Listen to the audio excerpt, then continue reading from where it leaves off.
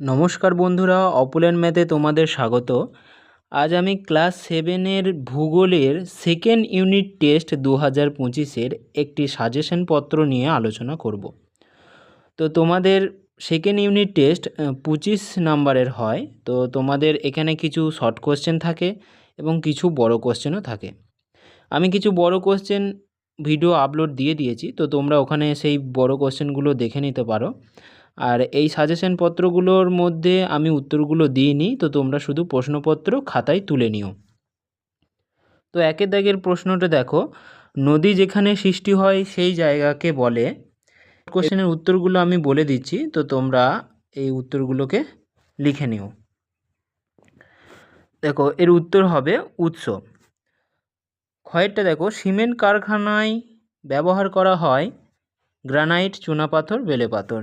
এটার উত্তর হবে চুনাপাথর। তারপরে দেখো, ভারতের একটি অন্তর্বাহিনী নদী হলো গণ্ডক, লুনি, গোমতী। লুনি হবে এর উত্তর। ঘয়ের দেখো, ভিক্টোরিয়া জলপ্রপাত যে নদীর ওপর অবস্থিত। উত্তর হবে জামবেসি।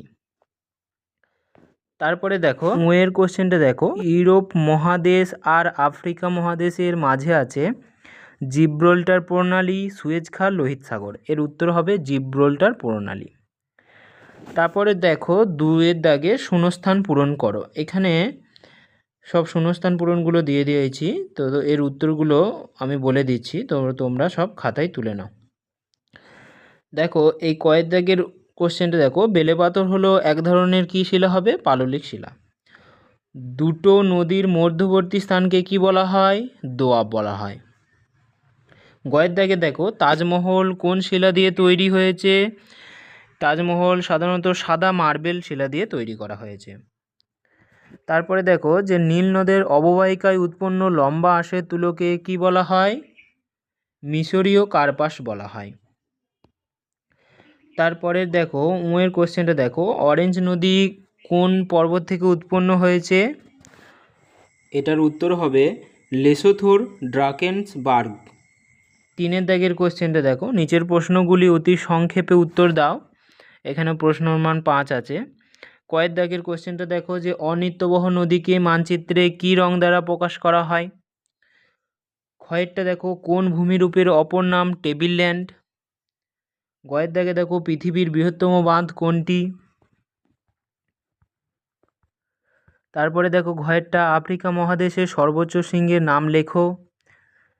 এবং উঁয়োরটা হচ্ছে মিশরের রাজধানীর নাম কি? তারপরে দেখো, এই 4-এর দাগের প্রশ্নগুলি সংক্ষেপে উত্তর দাও, যে কোনো 3টি। এখানে প্রতিটি প্রশ্নের মান 2। কয়ের দাগে দেখো, আগ্নেয় শিলার 2টি বৈশিষ্ট্য লেখো। ক্ষয়ের হচ্ছে সমভূমি অঞ্চলে অধিক জনবসতি দেখা যায় কেন? গয়ের দাগে দেখো, আফ্রিকা মহাদেশকে অন্ধকারাচ্ছন্ন মহাদেশ বলা হয় কেন? ঘয়ের দাগে দেখো, বহুমুখী নদী পরিকল্পনার 4টি উদ্দেশ্য উল্লেখ করো। 5-এর দাগে দেখো, যে কোনো একটি প্রশ্নের উত্তর দাও। এখানে প্রশ্নের মান রয়েছে 4।